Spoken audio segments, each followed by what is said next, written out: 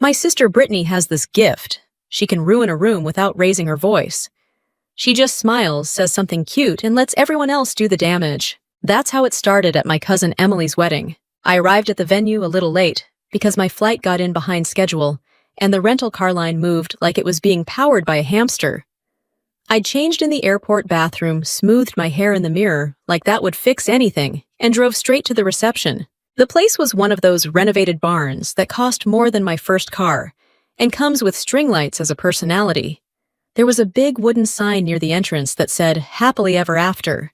Brittany should have been standing next to it selling lies by the pound. I walked in and spotted Emily right away, glowing like she hadn't been stress sweating over seating charts for the last 6 months.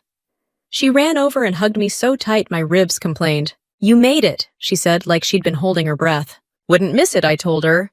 I had to threaten a TSA agent with my worst small talk, but I got here. She laughed, then pulled back and looked at me with that worried expression people get when they know your family is your biggest hazard. "You okay?" she asked quietly. "I'm fine," I said, which in my family is basically a prayer. I found my seat card and felt my stomach dip. Table 12, way in the back, not near Emily, not near the people I actually like. It was basically the witness protection program for relatives.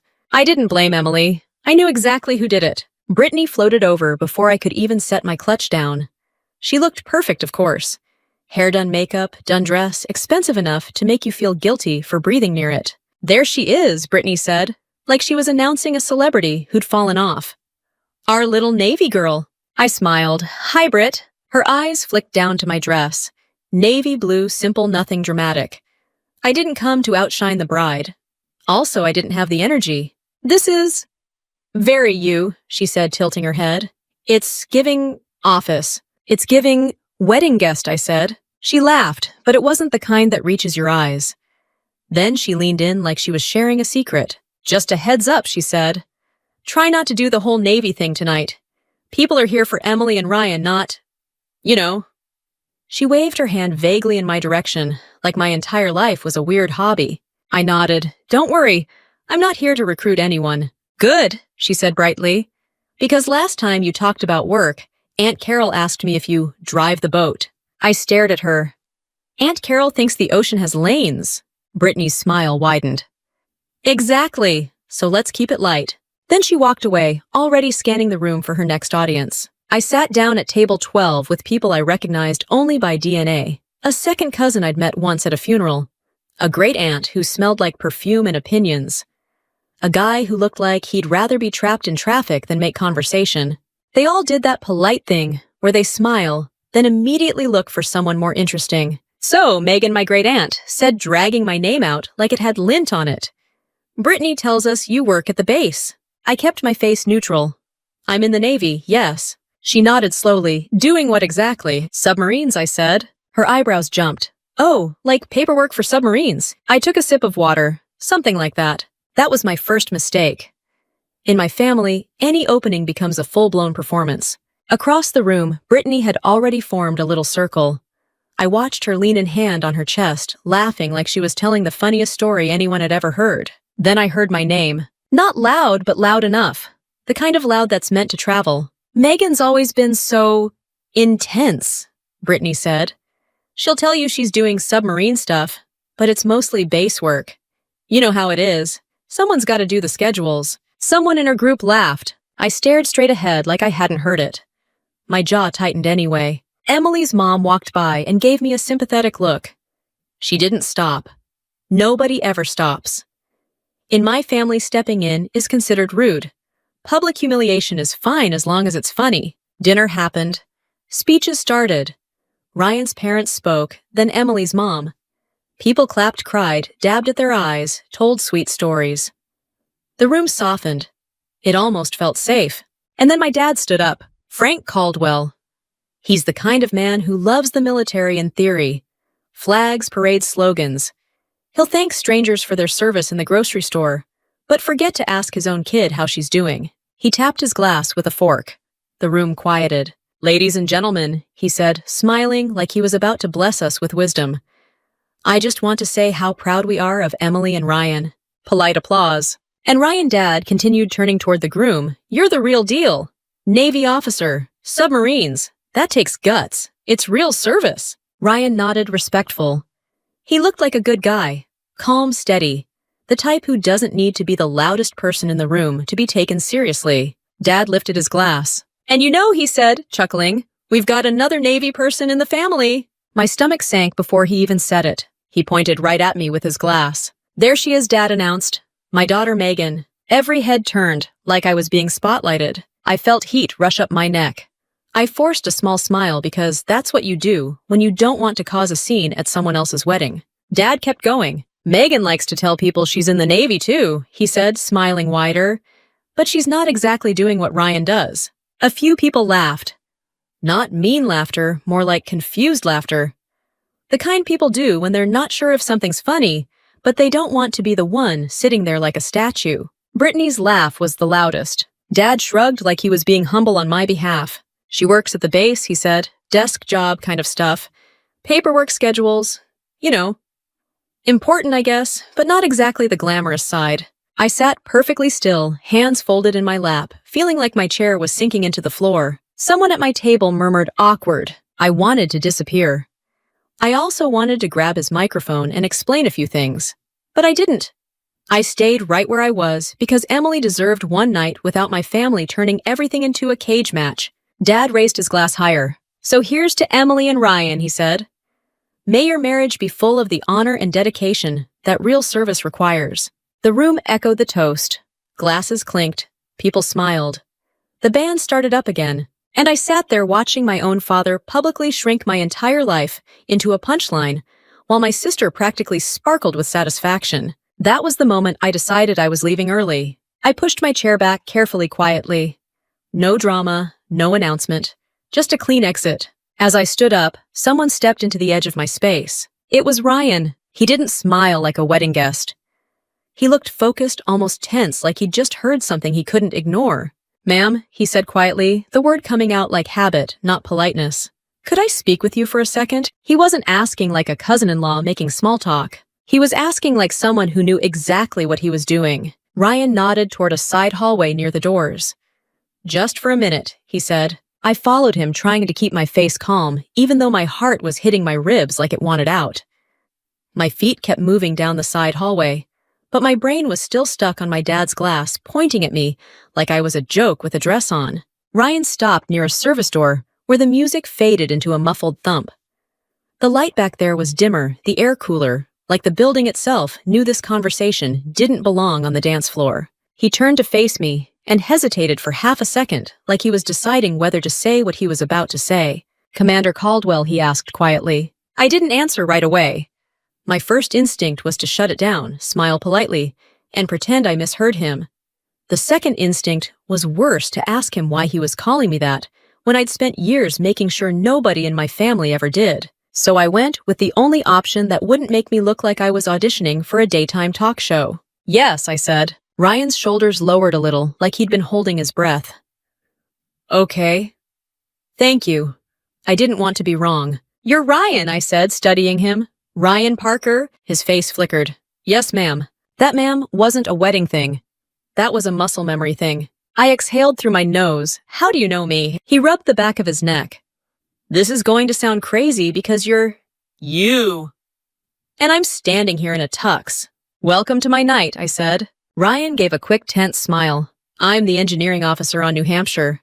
We've been in a few joint briefs with your team over the last year. I kept my face still, but my stomach tightened. That was real. That was specific.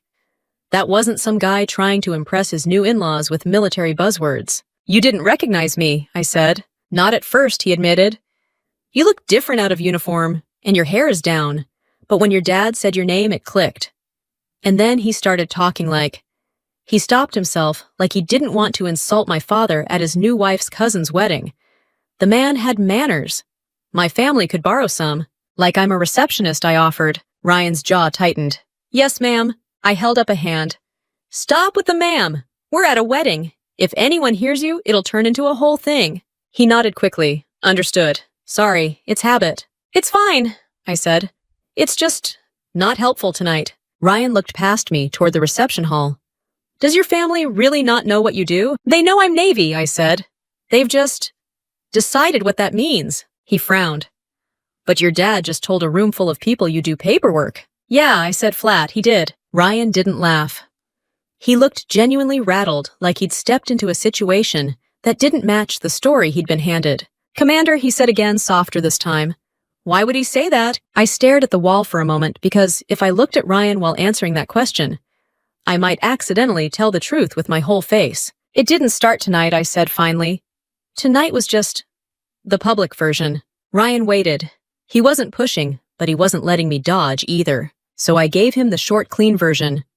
The version that fit in a hallway between a wedding and a family implosion. Brittany has been telling people I'm basically a glorified admin for years, I said. She says it like it's helpful, like she's translating my life into something everyone can understand. And your dad believes her, Ryan asked. My dad believes what's comfortable, I said. And what's comfortable is the idea that I didn't really make it. Ryan's eyes narrowed.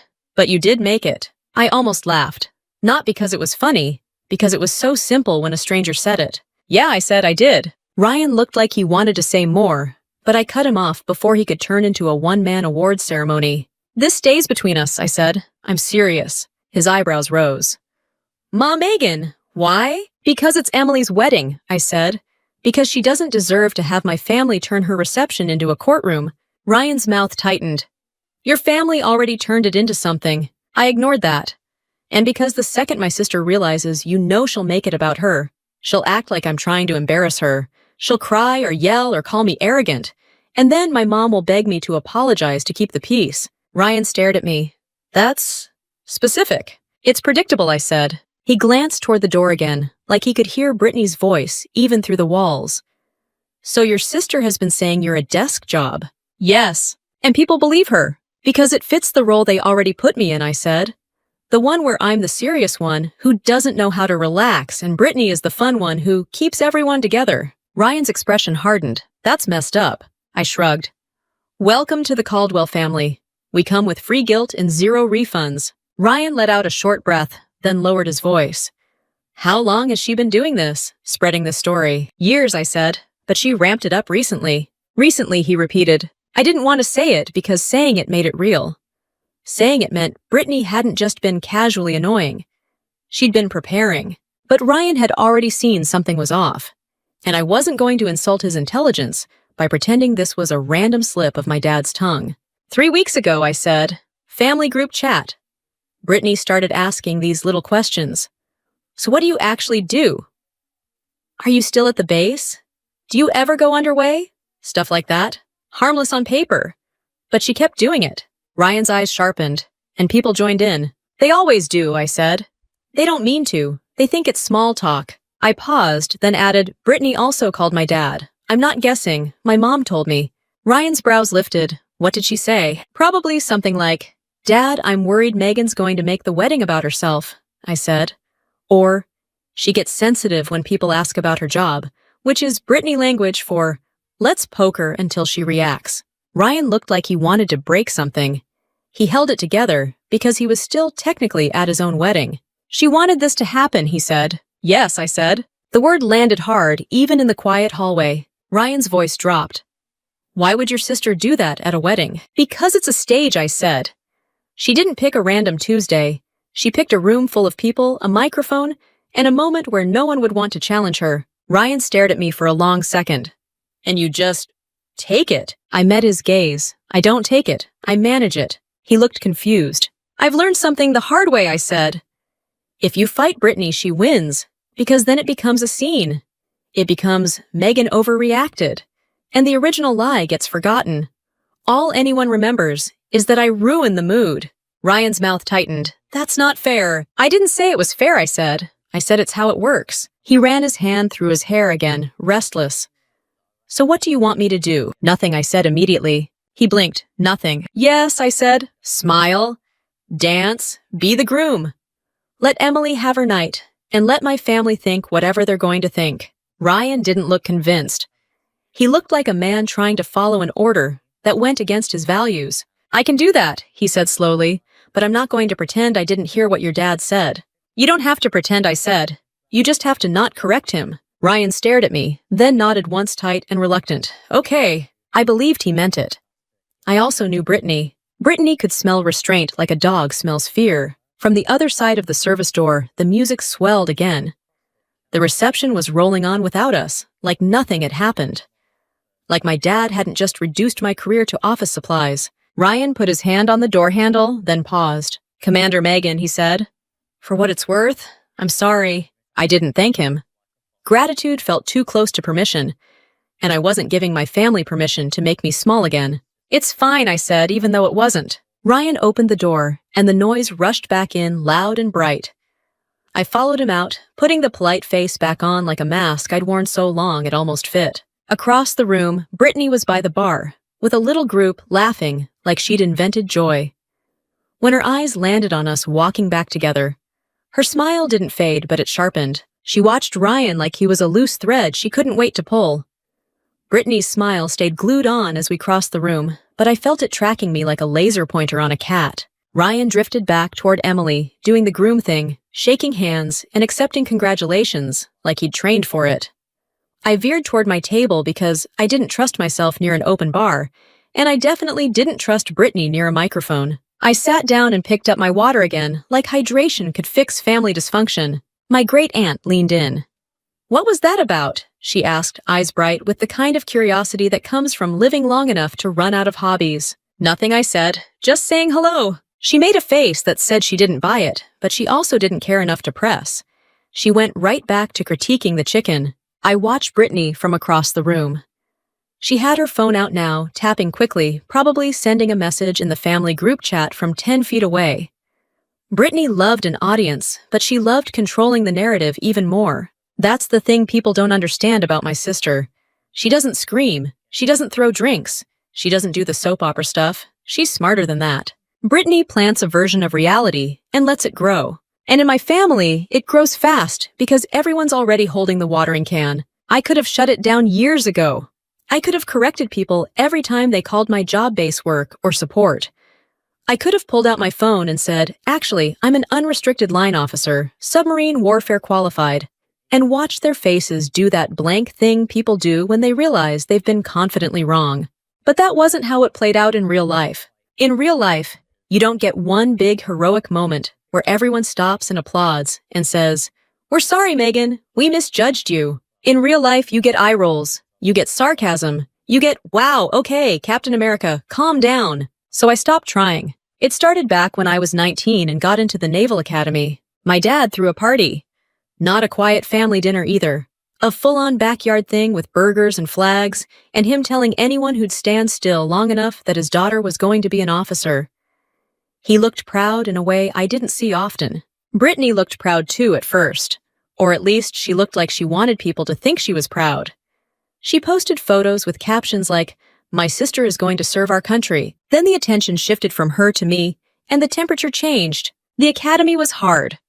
Not in a movie way. Hard in a real way, where your schedule doesn't care about your feelings, and your body feels like it belongs to the government. I came home on breaks exhausted and quiet, and Brittany would call it acting superior. I remember sitting at the kitchen table once, trying to eat a bowl of cereal in peace. Brittany walked in and said, "So do they teach you how to yell at people yet?" I didn't even look up. "They teach us how to listen," I said. She laughed like that was the funniest thing she'd ever heard. "Sure. You're going to be one of those." "One of what?" "One of those people who thinks their job makes them better." I said I'm literally just trying to finish my cereal. She rolled her eyes and walked away like I'd disappointed her by not starting a fight. And my dad, of course, heard about it later and said, "You don't have to be so sensitive. She's just joking." That became the family motto. She's just joking. She's just blunt. She's just being honest. Meanwhile, I was learning that the fastest way to lose in my family was to react. After I graduated and commissioned, I picked the submarine community. That decision alone turned into a whole thing. My dad acted like I'd told him I was moving to Mars. "Submarines," he said. "That's intense. Is that even appropriate for you?" "For me," I repeated. For a woman, he clarified like he was doing me a favor by saying the quiet part out loud. Brittany jumped in, smiling sweetly. "I mean, Dad's just worried. It's a tough world. Maybe you should pick something easier." I said I picked what I earned. Brittany's smile tightened. "There it is." My dad told everyone I was going into some kind of specialized program. He didn't say submarines again for months. It was like if he didn't name it, it wasn't real. When I earned my submarine warfare qualification, I called home. I was proud. Not look at me proud, just proud. My mom answered and she was happy for me in that soft way she has. Then she put my dad on the phone. He said, "So what is it, you got a pin?" "Yes," I said.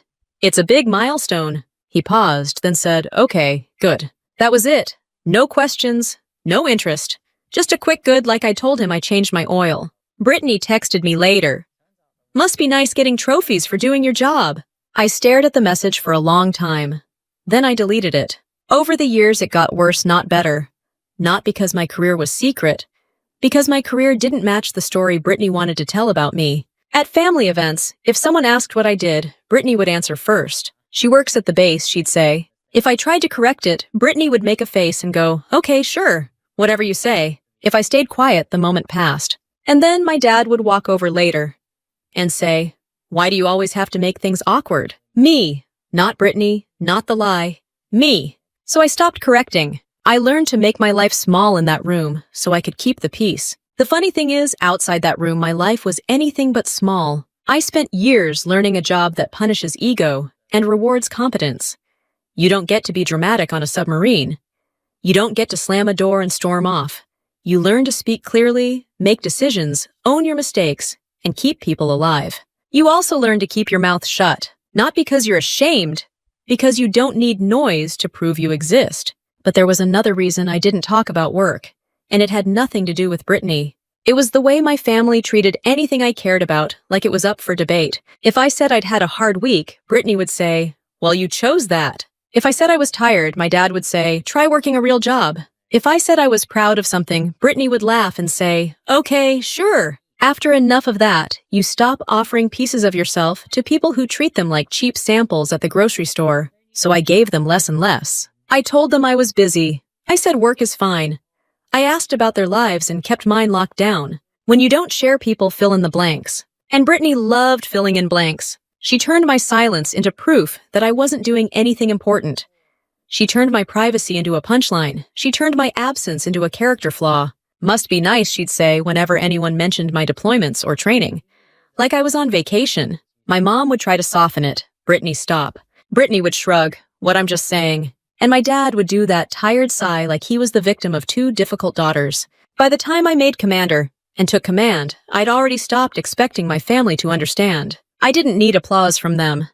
I needed them to stop rewriting my life in front of me. Tonight at Emily's wedding, Brittany wasn't just rewriting, she was editing with a chainsaw. Across the room, I saw her angle her phone toward my table like she was taking a photo. Maybe she was texting, maybe she was recording. Brittany loved having receipts, even when the story was fake. Then I watched her slip behind my dad, lean in close, and whisper something in his ear. My dad's face changed. Not a lot, just enough. The corners of his mouth tightened, and he nodded once like he'd been given instructions. Brittany stepped back with that satisfied little look she gets when she knows she just moved a piece on the board. And that's when I realized she wasn't done. Not even close. I watched my dad nod at whatever Brittany whispered, and my stomach dropped like I'd missed a step on a staircase. You'd think I'd be used to it. I was.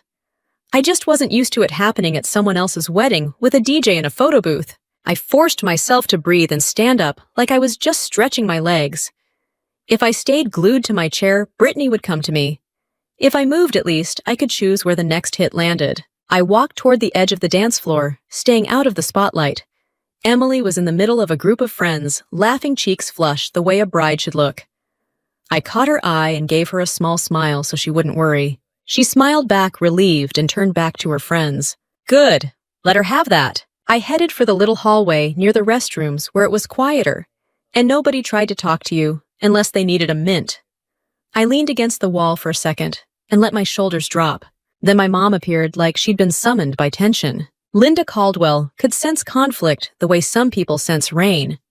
She walked up with that careful smile that always meant, please don't make a scene, even if you're the one being attacked. Honey, she said, smoothing her dress, are you okay? I looked at her and kept my voice even. I'm fine. She didn't believe me, but she also didn't want me to say anything more. My mom didn't do problems. She did damage control. Your dad, she began, then stopped. What about him, I asked. She winced. He shouldn't have said that. He shouldn't have said a lot of things, I replied. My mom's eyes flicked past me toward the reception hall. Brittany's just, you know how she is. There it was, the family motto again. I stared at her. Yeah, I do. My mom lowered her voice. She's been stressed. She's trying to help. Help who, I asked. She didn't answer because the answer was obvious and embarrassing. Help Brittany. Before my mom could keep defending the indefensible, a loud laugh exploded from the main hall. It had Brittany's signature all over it. Big and bright, meant to pull heads. My mom tensed. Please, she said softly. Just let it go tonight. I looked at her, and for a second, I wanted to say what I'd been wanting to say for 20 years. Why do I always have to be the one to let it go? But Emily's wedding was still happening 10 feet away. So I swallowed it. I'm leaving early, I told her. My mom's face tightened. Don't. People will notice. That's kind of the point, I said. Before she could respond, Brittany appeared holding 2 champagne flutes, like she was delivering peace offerings. Megan, she called, voice sweet and loud. There you are. My mom's shoulders lifted with panic. Brittany always showed up right when my mom tried to smooth things over, like she had a radar for private conversations. Brittany handed my mom a flute, then offered me the other one. I didn't take it. Brittany's smile stayed fixed. Oh, come on. Don't be weird. It's a wedding. I'm not drinking, I said. Brittany blinked dramatically. Wow, still intense. My mom cleared her throat. Brittany, honey, maybe. Brittany cut her off, still smiling. I just wanted to check on her. She looked like she was going to cry earlier. I looked Brittany dead in the face. I wasn't. Brittany tilted her head. See that tone? You always do that. My mom shifted uncomfortably, clutching her champagne like it was a lifeline. Brittany leaned in closer, lowering her voice just enough to pretend it was private, but not enough to actually be private. I didn't mean anything by it, she said. Dad was just joking. Everybody knows you're Navy. Nobody cares about the details. That's funny, I said. You seem to care a lot. Brittany's eyes narrowed for half a second. Then she smiled wider. I care about Emily having a perfect night, and you know how you get when attention isn't on you. There it was. The accusation served cold and casual. My mom inhaled sharply. Brittany held up a hand, still smiling. It's okay, Mom. I'm just being honest. I felt my pulse thump in my ears, but I kept my voice calm. If you were being honest, you'd stop talking about me. Brittany laughed light and fake. See, you're so sensitive. People can't even joke around you. I stepped back. I'm going back in. Brittany moved with me, matching my pace like she was escorting me to my own humiliation. As we walked into the main hall, she raised her voice again. Not yelling, just projecting. Hey, Brittany called to a nearby cluster of relatives. Guess who's hiding in the hallway? A couple of heads turned. My uncle gave me a quick look, then looked away like he didn't want to get involved. Brittany held her flute up and grinned. Megan was about to sneak out early. Military life must have trained her to do quick exits. Some people chuckled, not everyone, but enough. I felt my jaw tighten. I kept walking, trying to act like I wasn't the main attraction in Brittany's little performance. We reached the area near the bar where Ryan had been earlier. He was across the room now, talking with some of Emily's relatives. He glanced over, and I saw his expression shift when he caught Brittany's tone. Brittany noticed too. Of course she did. Brittany never missed a camera angle. She took a step closer to me and said with just enough volume for a few tables to hear, Ryan seems like a nice guy. A real officer. He probably doesn't get to hear about the administrative side of the Navy much. I stopped walking. My mom's face went pale. She knew. She knew Brittany was about to cross a line. I turned to Brittany. Drop it! Brittany's smile turned playful, like I'd challenged her to a game. Drop what I'm complimenting you. I'm saying your work matters too. My mom whispered, Brittany, please. Brittany ignored her and lifted her voice again, aiming it like a spotlight. Ryan, she called out, waving her flute. Come here for a second. Ryan looked up surprised. He hesitated, then started walking over polite, because he's the groom, and he can't exactly pretend he didn't hear his name. Emily's eyes flicked over too. She looked confused, then uneasy. Ryan reached us, and Brittany beamed like she was doing him a favor. Ryan, you should hear about Megan's Navy job, she said. She does all this behind-the-scenes stuff at the base, like schedules and reports. It's honestly impressive in its own way. Ryan's gaze snapped to me quick and controlled. I gave him a look that said, don't. He didn't speak yet. He just stood there, jaw tight. Brittany kept going because she could sense the power in the moment. You know, she said, laughing lightly. Megan used to act like she was going to be some kind of big military hero. But she couldn't hack it, so now she does the safe stuff. My mom let out a small sound like she'd been punched. The words hit me in a weird way. Not because they were new, because she'd said them out loud at a wedding in front of the groom like she was proud of it. I looked at Brittany and felt something in me go still. Ryan's posture changed. Subtle but unmistakable. His shoulders squared. His eyes hardened and he took a slow breath, like he was holding back a response that was already lined up. Brittany wasn't watching him. She was watching me. She wanted me to react. She wanted me to be the dramatic one. I didn't give her that. I just said evenly, we're done. Brittany's smile twitched. Megan. No, I said. I'm not doing this. She opened her mouth again, and that was when my dad appeared behind her, like the final boss in a bad video game. Frank stepped in with that confident look he gets when he thinks he's restoring order. What's going on? He asked, eyes on me, not Brittany. Brittany slid right into his side like she belonged there. Nothing, she said quickly. Megan's upset because we were joking. My dad sighed, already annoyed. Megan, come on. Don't do this tonight. I stared at him. Don't do what? Make it weird, he said. Ryan doesn't need to hear about. He waved his hand vaguely toward me. All that. Ryan's eyes flicked to my dad, then back to me. My dad didn't notice. He was too busy doing what he always did, deciding I was the problem before he heard the full sentence. I felt Ryan shift beside me like he was about to step forward. I caught his eye again and gave him the smallest shake of my head. He didn't move. But he didn't relax either. Brittany lifted her flute and laughed softly like she'd won. See, Dad gets it. Let's just have fun. Ryan's gaze stayed on Brittany for a beat too long, and I knew right then Brittany had finally pushed the joke past the point where it could stay a joke. Ryan's stare didn't soften, and that's when I decided I needed air more than I needed to win an argument with my own DNA. I stepped back, turned slightly like I was headed to the restroom, and walked away before Brittany could grab the moment and turn it into another story about my attitude. My mom's eyes followed me with that helpless look, like she wanted to help, but didn't know how without making herself a target. I kept my pace steady. No storming, no slamming doors. Just a clean exit. I made it to the side hallway again, the one with the service door, and the muffled music, and I leaned my hand against the wall for a second. My heart was beating too fast for someone who wasn't running. That's the thing about being calm on the outside. Your body still keeps score. Footsteps came behind me. I expected Brittany. I expected my mom.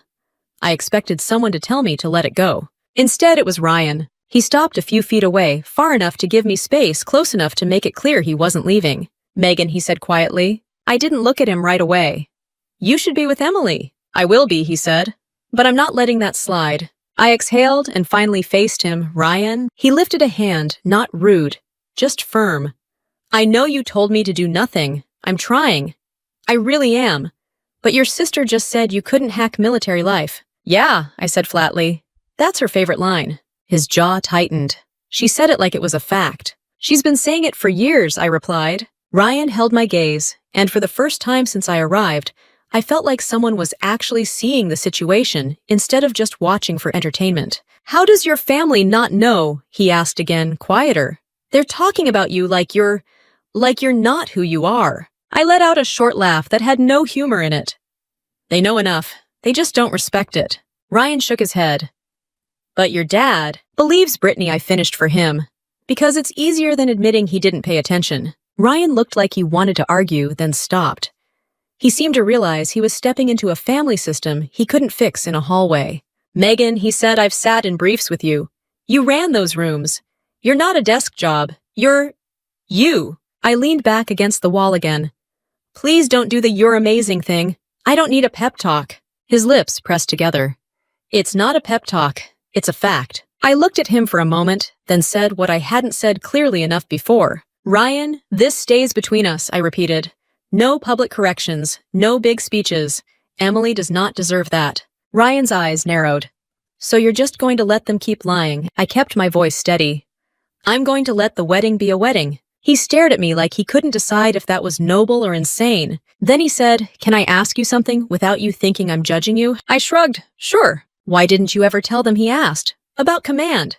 About anything. I didn't love that question because it sounded like blame, even when people didn't mean it that way. So I gave him the simplest answer. Because every time I shared something, they made it smaller, I said. So I stopped sharing. Ryan's face tightened.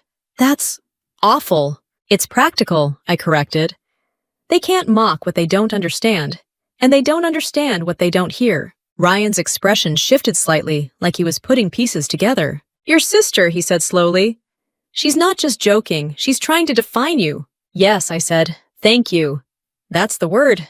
Define. Ryan stared at the floor for a second, then back at me. And you let her. I pushed off the wall sharper than I meant to. No, I endure her. He blinked. I'm sorry, that came out wrong. It's fine, I said, then softened my tone. Look, Brittany feeds on reaction. She wants me to correct her so she can call me arrogant. She wants me to argue so she can say I ruined the mood. She wants me emotional because then she gets to be the calm one. Ryan's eyes flashed. So the only way to win is not to play. In that room, I said, nodding toward the reception, yes. Ryan's shoulders lifted as he breathed in. Then he exhaled slowly, like he was forcing himself to accept an order he didn't like. Okay, he said. I won't blow up your family at my wedding.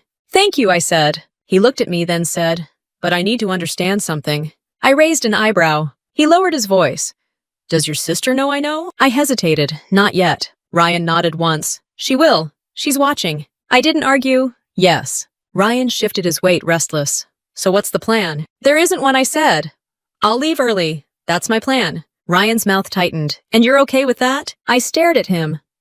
No, but I'm capable of it. He held my gaze, then said, Megan, your dad just told a room full of people you couldn't hack military life. And Brittany just repeated it, I added. Ryan's eyes darkened. In front of me. I almost smiled. Yeah, she's bold. Or careless, he said. I didn't respond. Because that was the first hopeful thing I'd heard all night. Careless people make mistakes. Ryan's phone buzzed in his pocket. He checked it quickly, then grimaced. Emily's looking for me, he said. Like he was annoyed at the timing, even though he loved his wife. We're supposed to do pictures with her aunt. I nodded. Go, be the groom. He looked at me like he wanted to do more. Like he wanted to pull out his uniform ID and slap it on a table. Instead, he said, I'm sorry you're dealing with this. I shrugged. I've dealt with worse. He gave a short, humorless laugh. Yeah, I believe that. Ryan moved toward the door, then paused with his hand on the handle. One more thing, he said. I looked at him. He spoke carefully, like he was choosing words that wouldn't trigger alarms. You're still the commanding officer, right? Not just selected. Yes, I said, in command. He nodded, as if hearing it again made it even more absurd that people were calling me support staff. Okay, he said quietly. Then I'm going to treat you like it. I frowned slightly. What does that mean? It means, he said, I'm not going to stand there and let someone disrespect my CO like it's party entertainment. I felt my pulse jump. Ryan! He held up his hands. I'm not saying I'm going to make a scene. I'm saying I'm going to be careful. And if I have to choose between being polite and being honest, he didn't finish the sentence. He didn't have to. I looked at him and felt a strange mix of gratitude and dread, because Ryan was right, and Brittany was watching. Ryan opened the door and stepped back into the noise and light of the reception. I stayed in the hallway a beat longer, listening to the music and the laughter, trying to decide whether I wanted to disappear or finally be seen. Then I walked out again. Brittany had repositioned herself closer to the head table, like she was setting up for the next round. And when she spotted me returning, she lifted her glass in a little toast of her own, smiling, like she already knew exactly how this was going to end. Brittany lifted her glass, like she was cheering for me, and I knew that was her version of a warning. I walked back to my table anyway, because sitting was the only thing keeping me from doing something dumb like grabbing the mic and announcing my resume to a room full of people who didn't deserve it. I took my seat, picked up my water, and stared at the condensation like it was a life coach. Across the room, Brittany leaned into a cluster of relatives near the head table. She wasn't even subtle now. She kept glancing over at me, then at Ryan, then back at her audience, like she was lining up the shot. My dad had moved closer to her too. He looked relaxed, like the whole thing was handled, like he'd made the point he wanted to make. My mom hovered near the dance floor with Emily's mom, smiling too hard. Ryan was doing groom duties, pictures, hugs, congratulations, moving through the room with polite control. But every time he passed within sight of Brittany, his posture tightened. He wasn't staring at her like he wanted a fight. He was watching her like he was tracking a problem. And Brittany noticed. She didn't like being watched. She liked being the one holding the spotlight. So she decided to take it back. It happened fast. Brittany waved at someone, and suddenly, my Aunt Carol was walking toward my table like a missile with a handbag. Carol is the kind of woman who thinks being direct is a personality. She's also Brittany's biggest fan. Mostly because Brittany flatters her, and I don't. Carol stopped at my table and smiled like she'd been assigned a task. "Megan," she said loudly, "come over here. We want you in a photo." I looked around. A photo of what? The family, she said, as if I was being difficult on purpose. The Caldwell side. I glanced toward the head table and saw Brittany standing there, phone already in hand, framed by string lights like she was about to host a game show. Of course. I stood up because refusing would become a story too. I walked over, and as soon as I got close, Brittany stepped in front of me like she was directing traffic. "There you are," she said brightly. "Okay, everyone, squeeze in. Megan, stand right here." She placed me in the center, slightly forward. Not close enough to look included, just close enough to be visible. Like a prop. Ryan was nearby with Emily, who looked happy, but tired. Emily's eyes flicked to me, and then to Brittany, and I saw her face tighten for a second. She knew something was off, but she didn't know how to stop it without blowing up her own night. Brittany lifted her phone. Smile. The flash went off. Then Brittany didn't lower the phone. Instead, she turned her head toward Ryan and called out in a voice that carried across half the room. "Ryan, come here for a second." Ryan looked up. He hesitated, then walked over because ignoring your own name at your wedding is a little hard. Emily followed confusion on her face. Brittany beamed. "Ryan, meet more of the family. You've met Megan already, right?" Ryan's eyes flicked to me. "Yes." Brittany clapped her hands once like she was thrilled. "Perfect. Because I was just telling everyone how funny it is that you two are both Navy." A couple of people chuckled. Some people leaned in. I could feel the air shift, like the room was changing from celebration to entertainment. Ryan's expression stayed neutral. "Okay." Brittany angled her body toward the group, like she was setting a stage. "So Ryan, you're a real officer, right? Like you go out on the boat and do all the serious stuff." Emily's mouth opened slightly. Brittany waved her off. "I'm just asking. I'm trying to understand. Megan never explains anything." I said evenly, "Because you don't let me." Brittany's smile twitched. See that tone again. My dad chuckled from behind Brittany. All right, he said like this was all harmless teasing. Brittany kept going. "Anyway," she said, looking at Ryan, "Megan's Navy job is different. She's more on the administrative side." Ryan didn't respond right away. He just stared at Brittany, and I could see the math happening in his face. Brittany mistook his silence for permission. "She works at the base," Brittany continued. "Schedules reports. You know, support stuff. Which is fine. Someone has to do it." I felt my jaw tighten, but I kept my voice calm. "Drop it." Brittany laughed lightly. "Drop what I'm explaining. People get confused." Ryan's eyes flicked to me again, and I gave him a look that said, "Don't." He didn't move, but his shoulders squared a fraction. Brittany leaned closer to Ryan, lowering her voice, just enough to act like she was sharing a private joke, but still loud enough for the nearest table to hear. "Megan used to act like she was going to be this big military hero," she said, smiling. "But she couldn't hack military life, so now she does the safe stuff." There it was again, her favorite line. This time with an audience and the groom as her trophy. Emily's face went pale. She looked at me like she wanted to apologize and didn't know how. My mom's eyes went wide, and she took a step forward like she might actually intervene. Then she stopped because intervening meant picking a side. My dad laughed, not a big laugh. A supportive laugh, the kind that says good one. That laugh did something to me. Not anger, not hurt. Something colder. Because Brittany didn't just say it. My dad endorsed it. Ryan's posture changed in a way that was unmistakable if you've spent any time around military people. His spine straightened. His chin lifted slightly. He didn't puff up. He locked in. Brittany noticed and smirked like she'd just proved a point. "You get it," she said to Ryan, nodding toward my dad. "Dad's always been honest about Megan's limits." I spoke before Ryan could. "Brittany, stop." Brittany's eyes flashed. "Why?" "Because you don't want your little base job exposed." My dad sighed. "Megan, you don't have to be defensive." I turned to him. "I'm not being defensive. I'm asking you to stop letting her talk about me like I'm not standing here." He frowned like I'd insulted him. "It's a joke." "It's not a joke if you keep repeating it," I said. Brittany lifted her hands dramatically. "Okay, fine. I'm sorry. I didn't realize we were all so fragile." A few people laughed again, the wrong kind. I looked around and saw faces watching us, curious, entertained, uncomfortable. No one was stopping it. No one was saying, "Hey, this is a wedding." The room wasn't a room anymore. It was a stage, and Brittany was holding the script. Ryan took a slow breath through his nose. His eyes stayed on Brittany, then flicked to my dad, then back to me.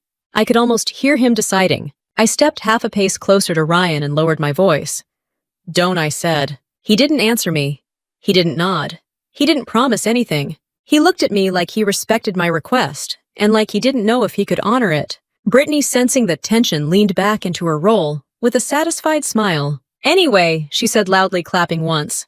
"Let's not be dramatic. Ryan, you should tell Megan about your job. Maybe she can learn something." That was the line that finally made Ryan's jaw tighten so hard I thought he might crack a tooth. My dad chuckled again like he was proud of Brittany's humor. And in that exact second, Ryan's eyes shifted past me, toward the head table, like he'd just picked his route. He didn't say anything. He didn't announce it. He just turned his body slightly, and I knew he was about to walk straight into the one place Brittany and my dad felt safest, right in front of everyone. Ryan turned and started walking, and I followed without thinking, because my body understood the danger before my brain caught up. I reached for his sleeve, not grabbing him just enough to get his attention. "Ryan," I said under my breath. He didn't stop. He didn't even look at me. He just kept moving with that calm, locked-in focus you see right before someone makes a decision that can't be undone. I matched his pace. "Please," I said, "not here." He finally glanced at me, and his expression wasn't angry. It was controlled, almost tired. Then where he asked quietly, without slowing down. I didn't have an answer, because there was no place where Brittany wouldn't turn it into a performance. The only difference was how many witnesses she'd have. Ryan reached the head table. My dad was standing with a drink in his hand, laughing with two uncles like he'd just delivered the best toast of his life. Brittany was right beside him, angled toward the room, soaking up attention like she was paid by the compliment. Ryan stopped in front of them. My dad looked up and smiled that broad, friendly smile he uses on strangers. The one that says, "I'm a great guy, and you're lucky to meet me." Ryan, Dad said, "My man, having a good night." Brittany grinned. "Hey, Groom." Ryan didn't smile back. He didn't frown either. He just stood there, shoulders squared, voice steady. "Sir," Ryan said, "can I speak with you for a moment?" My dad's smile faltered slightly, then recovered. "Sure. What's up?" Ryan lowered his voice, but not enough. Not in a crowded room with polished wood floors and people who live for a whisper. "I think there's been a misunderstanding about Megan's naval career," he said. Brittany's smile tightened. "What misunderstanding?" Ryan kept his eyes on my dad. "The way you described her job tonight isn't accurate." My dad chuckled like Ryan was teasing him. "Oh, come on. It's family. We joke." Ryan didn't laugh. "Respectfully, sir, it didn't sound like a joke." That word respectfully made my dad straighten. In my father's mind, respectfully is what you say right before you tell someone they're wrong. Dad's eyes narrowed. "Ryan, are you offended on Megan's behalf?" "I'm concerned," Ryan said. "Because what was said about her." Brittany leaned in sweet as sugar. "Ryan, you're new. You don't know how Megan is. She gets sensitive." Ryan's gaze flicked to Brittany for half a second.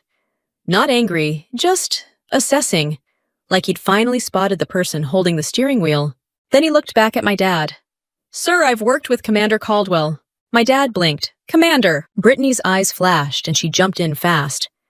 "He means like, that's how they talk at work. They call everyone Commander. It's a Navy thing." Ryan's jaw tightened. He kept his voice calm. "No, ma'am. I mean her rank." The air shifted around us. It wasn't silent yet, but nearby conversation slowed, like people sensed something more interesting than chicken and dancing was happening at the head table. My dad stared at Ryan like he'd spoken a foreign language. "Her rank is..." "What?" Ryan took a breath. "Commander 05. Brittany let out a laugh that sounded too sharp. "Okay, that's not..." Ryan didn't look at her. He addressed my dad again. "Sir, with respect, Megan is not in an administrative support role. She's a submarine officer. She's in command." My dad's face went through a few expressions in quick order. Confusion, disbelief. Then something defensive like he'd been accused of bad parenting in public and couldn't figure out why. "That's not possible," Dad said. Ryan's voice didn't rise. It didn't need to. "It is, sir." Brittany cut in, voice louder now, trying to take control. "Ryan, I don't know what Megan told you, but she exaggerates. She's always done that." I felt my jaw clench so hard my teeth hurt. Ryan turned slightly toward Brittany for the first time. Ma'am, he said, measured. I'm not repeating something she told me. I'm telling you what I know from work. Brittany's smile faltered for the first time all night, just a crack. My dad's eyes moved between Ryan and Brittany, and I could see his brain searching for the version of reality that would let him stay right. Uncle Mike leaned in from Dad's side. What's going on? Aunt Patricia stopped mid-sentence with someone else and turned her head. Emily's mom drifted closer, face tense. Emily herself was a few feet away now, watching with wide eyes, like she couldn't decide if she should step in or pretend she didn't see it. The room had started to notice. My dad lowered his voice, trying to pull it back into something private. Ryan, this is not the time. Ryan didn't budge. Sir, the time was before your toast. The time was before your daughter got pointed at like a joke. My dad's cheeks reddened. I wasn't pointing her like a joke. Ryan's tone stayed even. You said she couldn't hack military life. You said she does desk work. You said she's not like real officers. My dad opened his mouth, then closed it, because he couldn't deny it. Too many people had heard him. Too many people were now pretending they hadn't. Brittany stepped closer to my dad's voice, suddenly soft. Dad, don't listen to this. He's confused. Ryan's eyes flicked to me, and I realized he'd finally noticed I'd been standing there the whole time. I hadn't spoken yet. I was still trying to keep the wedding from turning into a public trial. But the room had shifted. The trial had started without me. Dad looked at me, then face tight. Megan, he said slowly, what is this? The crowd around us grew by inches. People do that thing where they pretend they're just walking by, but really they're circling. I felt my throat tighten, but I kept my voice calm. It's not this, Dad. It's my life. His eyes widened slightly. Ina's saying you're in command. Brittany laughed again, trying to break the tension. He's being dramatic. Ryan ignored her. Sir, she is the commanding officer. My dad's face went pale. Of what? Ryan paused for a fraction of a second, like he was checking himself. Like he understood there were lines you don't cross even when you're furious. Then he answered in a way that didn't give anything away. An attack submarine, he said. That's all I'll say here. That was enough to make the word desk job die in midair. Someone behind me whispered, Wait, what? Another voice murmured, No way. My dad looked like he might sit down. He didn't. He just stood there staring at me, like he was seeing a stranger wearing my face. Megan, he said again, softer this time. Is that true? I could feel the entire room leaning in. Brittany's breath quickened beside my dad. Emily's hand hovered near her mouth. My mom looked like she was about to cry. And in that moment, I realized something uncomfortable. This wasn't just about my dad's ignorance. This was about Brittany's control. She had built a story about me for years, and my family had accepted it because it was easy, because it let them keep me in the box that made sense to them. Now the box was cracking. I met my dad's eyes and kept my voice steady. Yes, I said. It's true. Brittany's smile vanished completely. My dad's mouth opened, but nothing came out. And Ryan still standing there like a wall between me and the worst version of my family. Took a slow breath, turned slightly toward the watching crowd, and spoke clearly enough that the nearest tables could hear. With respect, he said, I think you owe Commander Caldwell an apology. The word apology hit the air like someone dropped a glass, and for a second nobody moved. My dad stared at Ryan like Ryan had just insulted his entire bloodline. Brittany stared at me like I'd committed a crime by existing outside her story. The people hovering nearby suddenly found the ceiling interesting because watching family drama is fun until you realize you might be asked to pick a side. I kept my face calm because panic is a gift Brittany doesn't deserve. Ryan, I said quietly, not as a scolding, just as a boundary. He looked at me. Ma'am, he said, then stopped himself and corrected it. Megan, I nodded once. That was enough. I didn't need him to fight for me. I needed him to stop giving my sister more oxygen. My dad cleared his throat. This is ridiculous, he said, voice shaking slightly. If Megan was whatever you're claiming, we would know. I didn't raise my voice. I didn't have to. You would know, I said, if you ever asked. My dad flinched like I'd slapped him. Brittany jumped in fast, because silence is where the truth lives. Oh my God, she said, with a laugh that was way too high. Here we go. Megan's doing her thing. My thing, I repeated. Brittany gestured broadly at the people nearby. The dramatic reveal. The look at me, I'm important thing. I looked around at the faces watching us. Emily looked terrified. My mom looked like her heart was breaking. Uncle Mike looked uncomfortable. Aunt Patricia looked like she was mentally rewriting her memory of every family barbecue. I didn't feel important. I felt tired. Brittany, I said evenly, the only person making this dramatic is you. Brittany's eyes flashed. Excuse me? You've been talking about my job all night, I said. You've been talking about it for years. So don't pretend you're shocked someone finally corrected you. My dad stepped forward, voice tight. Megan, why didn't you tell us? I held his gaze. Because when I did tell you things, you laughed. Or you minimized it. Or Brittany turned it into a joke, and you let her. My dad's jaw worked like he wanted to argue, but couldn't find the right angle. That's not fair, he said. I gave him a small nod. You're right, it's not fair. Brittany scoffed. You're acting like we abused you. Dad made a toast. It was funny. Ryan's expression hardened again, and I could feel him ready to jump back in.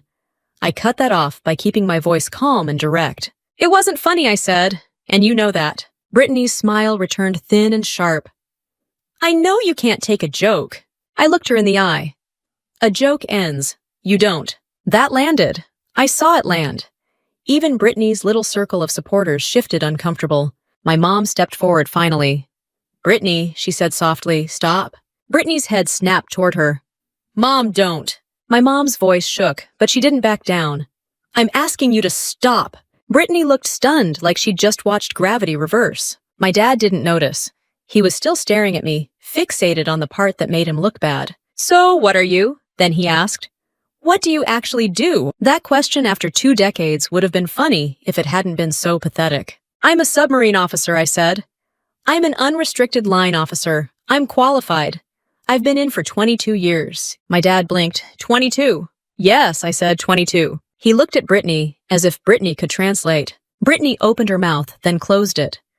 For once, she didn't have a script ready. I continued keeping it simple because the moment you over-explain people, stop listening and start judging your tone. I'm a commander, I said.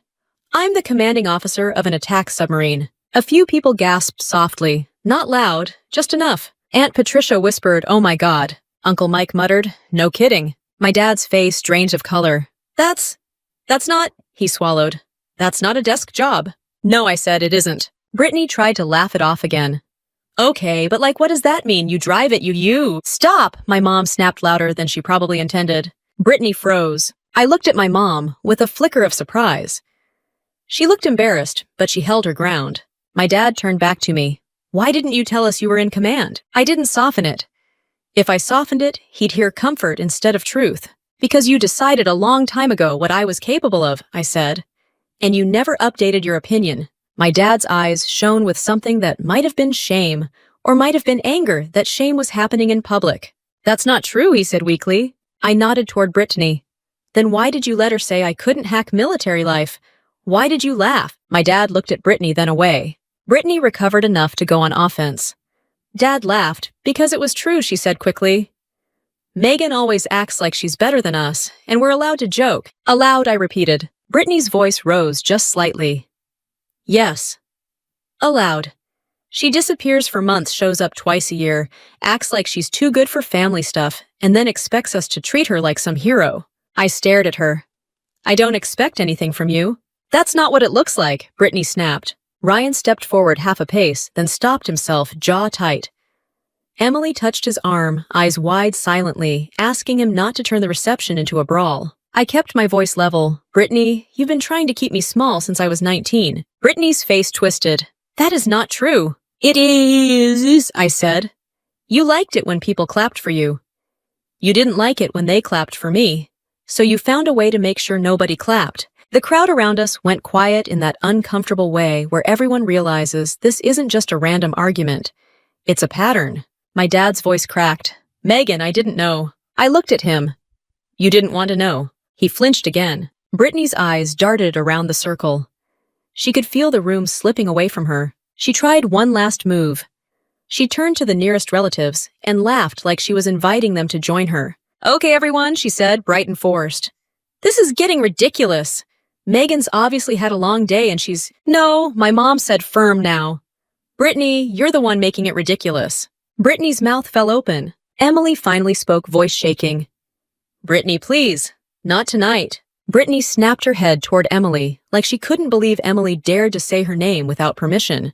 Ryan turned slightly toward Emily, protective, then looked back at me, eyes steady. He didn't look like a groom anymore. He looked like an officer trying to keep a situation from becoming unsafe. My dad stared at me again, and I saw him trying to reconcile the daughter in his head with the woman standing in front of him. "So you're really in command?" he said quietly. "Yes," I said. "And I didn't tell you because every time I tried to share anything about my life, you all treated it like it was up for debate." Brittany's voice went sharp. "So you're blaming us now?" I met her stare. "I'm holding you responsible." That was the line that made Brittany's face change. Not anger, not outrage, fear. Because responsibility is the one thing Brittany can't joke her way out of. I didn't stay for the reaction. I didn't wait for the next comment. I looked at Emily, gave her a small apologetic nod, and stepped back from the circle. I was done being the entertainment. I turned and walked toward the doors, pushing through the warm noise of the reception, feeling dozens of eyes on my back. Behind me, I heard my dad say my name again, softer, like he didn't know how to speak to me anymore. I didn't stop. Outside, the night air hit my face cool and clean, and for the first time all evening, I could breathe. Then the door opened behind me, and footsteps followed steady, deliberate, like someone who wasn't done yet. The gravel under my shoes crunched as I walked farther from the doors, like distance could scrub the last 20 minutes off my skin. The venue had a little patio area with a few heaters, and those flimsy white chairs nobody actually sits in. Beyond that was the parking lot, dark rows of cars, and the soft hum of the highway in the distance. It was the first place all night that didn't smell like champagne and performance. I stopped near the edge of the patio and pressed my palms against the railing for a second, breathing slow. I wasn't trying to calm down. I was trying to stay functional. The door behind me opened again. Footsteps, not rushed, not hesitant, intentional. I didn't turn right away because if it was Brittany, I didn't trust myself not to finally say something that would get quoted at Thanksgiving for the next decade. But the steps stopped a respectful distance behind me. "Megan," Ryan said. I turned. He was outside now, Tuck's jacket open tie slightly loosened, like the night had finally found a way to touch him. The music from inside was a muffled pulse, like a heartbeat in another room.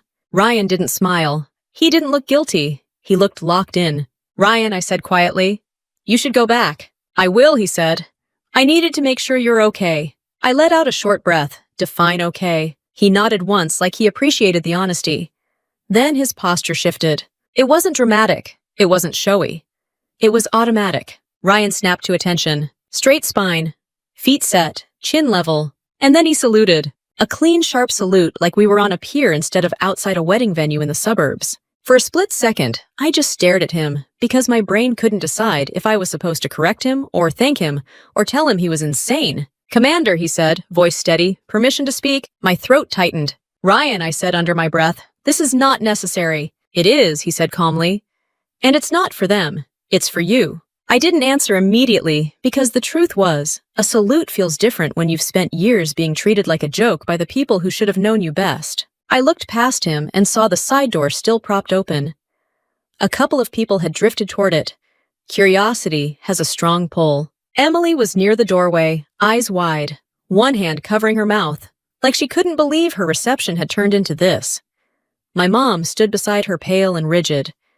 And Brittany, of course, was right behind them, hugging the frame of the doorway like a stage curtain. People stared. Not everyone, but enough. Enough to make the image stick. The groom in a tux, standing at attention, saluting me like it was the most natural thing in the world. Brittany's face changed when she saw it. Her smile didn't just fade. It got replaced by something tight and dangerous. Because she could spin words. She couldn't spin that. Ryan dropped his salute and stepped a little closer, keeping his voice low, like he was trying to keep this from turning into a public announcement. "Ma'am," he said, then corrected himself again. "Megan. I'm sorry I didn't recognize you right away. And I'm sorry I let it go as long as I did." "You didn't do this," I said. Ryan's eyes flicked toward the doorway. "They did. But you've been carrying it." I shook my head once. "I asked you not to get involved." "I know," he said. "And I tried. But your sister said you couldn't hack military life, and your dad laughed like it was a joke. I couldn't stand there like a decoration." My mom stepped onto the patio, then hands clenched at her sides. "Megan," she said softly. I looked at her. "Mom," she swallowed. I didn't know it was this bad." I almost laughed. Not because it was funny, because it was always this bad. It just wasn't always this public. Before I could answer, Brittany stepped outside too. She moved fast heels, clicking shoulders squared like she was about to regain control by force. "What is this?" Brittany demanded, voice sharp. "Are you serious right now?" Ryan turned his head slightly toward her, calm and unreadable. Brittany pointed at him. "You're making a scene at your own wedding to do what impress her." Ryan's jaw tightened. "No, ma'am." Brittany scoffed. "Don't call me ma'am. We're family." Ryan's expression didn't change. "With respect, you just tried to humiliate her in front of your family." Brittany's eyes flashed. "Humiliate? Oh my God, she's so dramatic." I was joking. I looked at Brittany and felt something settle in me. Not rage, clarity. "You keep saying that," I said evenly. "But you don't laugh when it's over." Brittany's face twisted. "What does that even mean?" "It means you didn't want a joke," I said. "You wanted a verdict." My mom inhaled sharply. Emily stayed in the doorway, frozen like she was watching a car skid toward a wall and couldn't look away. Brittany turned to my mom, instantly switching tactics. "Mom, tell her she's doing too much." My mom looked at Brittany and didn't move. That was new. Brittany's eyes narrowed. "Seriously?" My mom's voice came out shaky but firm. "Brittany, you need to stop." Brittany stared at her like she'd just heard betrayal. Then she swung back to me, voice rising. "So you're really going to act like you're some victim? You disappear for months, you show up, and you don't talk to anyone, and then you expect us to worship you because you have a title." I didn't flinch. "I don't expect anything from you." "Yes, you do," Brittany snapped. "You want everyone to think you're better." I shook my head once. "No, Brittany. You want everyone to think you're better? That's why you keep trying to make me smaller." Brittany's mouth opened, then closed, because that hit closer than she wanted. Ryan stood quietly beside me, not talking over me, just present. That mattered more than any speech. My dad appeared at the doorway, then looking like he'd aged 5 years in 10 minutes. "Megan," he said, voice rough, "please." I looked at him. "Please what?" He swallowed. "Come back inside. We can talk." "Talk," I repeated, letting the word hang there. "You mean you can explain why you laughed?" He flinched. Brittany stepped toward him, like she was trying to grab him back into her orbit. "Dad don't," Brittany hissed. My dad looked at Brittany, then at me, and for the first time tonight, he looked uncertain, like he wasn't sure who he was supposed to believe anymore. Brittany noticed. Panic flashed in her eyes, so she went for her favorite move. She tried to make me the bad guy. "This is what she does," Brittany said loudly, turning slightly so the people watching could hear her. "She makes everything about her. She always has. She can't just let Emily have her day. She has to show off." Emily's face crumpled. That did it. Not because Brittany insulted me, because she dragged Emily into it like a shield. I stepped forward half a pace, still calm, and looked Brittany straight in the eye. "Say one more thing about Emily," I said, voice low, "and you won't be in my life at all." Brittany scoffed, but it came out shaky. "Oh, please! You're threatening me now." "I'm not threatening you," I said. "I'm telling you the boundary." She laughed, but it wasn't confident. "You can't cut me off. I'm your sister." I nodded once. "Watch me." The patio went quiet in a way that felt heavier than any shouting. My dad stared. My mom's eyes filled. Ryan stood perfectly still. Brittany's lips parted, searching for a joke, a twist, anything that would put her back on top. And for the first time, she didn't have one. I kept my eyes on Brittany until she looked away first, and that tiny moment told me everything I needed to know. Inside, the music was still going. People were still dancing. Someone was probably still taking selfies under the happily ever after sign, like nothing had happened. That's the magic of weddings. They keep moving even when the family is on fire in the parking lot.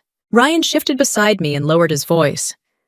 "Megan, do you want me to walk you to your car?" I shook my head. "No. Go back in. This is your wedding." His jaw tightened. "It doesn't feel like it anymore." "It will," I said, "if you go back in and be with Emily." Emily was still in the doorway, pale and shaken. I walked toward her slowly, careful, not to make her feel like she'd been pulled into a fight she didn't ask for. "Emily," I said softly. She looked at me like she was trying not to cry. "I'm so sorry," she whispered. "I didn't know." "I know," I said.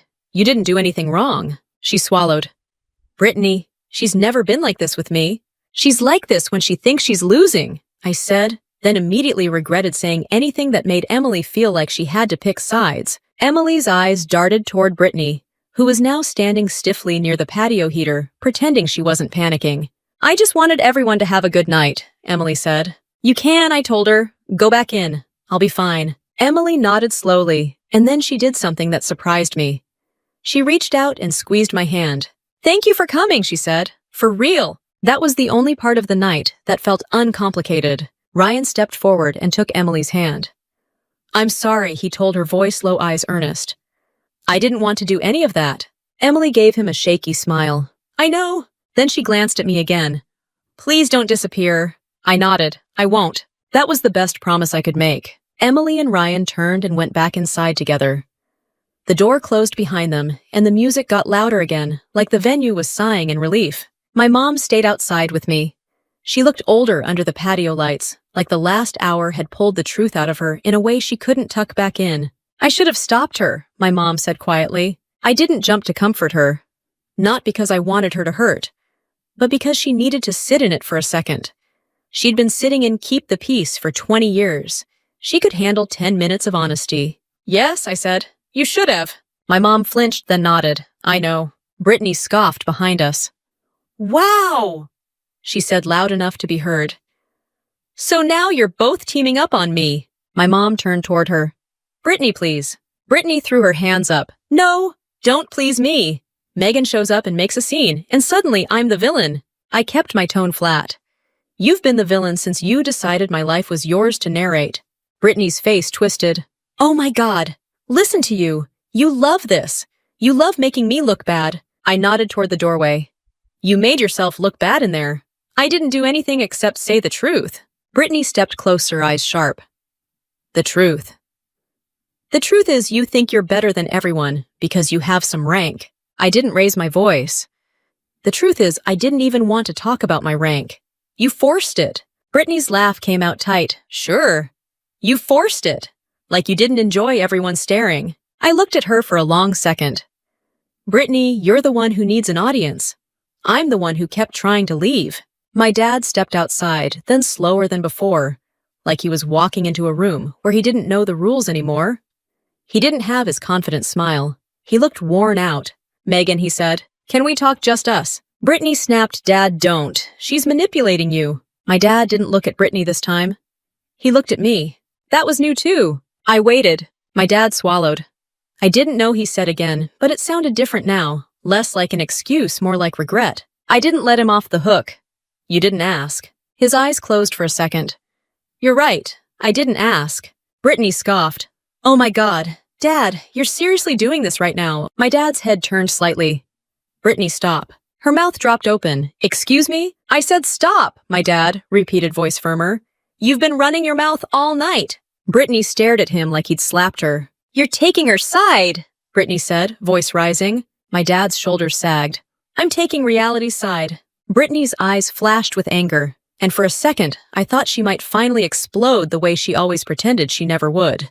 Instead, she did what she always did when she couldn't control a room anymore. She went for guilt. "You're all blaming me," she said, voice suddenly shaky. "I was just trying to keep things normal. Megan always comes in acting like she's above us, and Brittany, I cut in calm. Normal for you is me being smaller than you." Her lips parted, and she looked genuinely stunned, like she couldn't believe I'd said it out loud without apologizing afterward. My dad exhaled hard. "Megan, I'm sorry." I looked at him. For what? He winced because that question forced him to be specific. For laughing.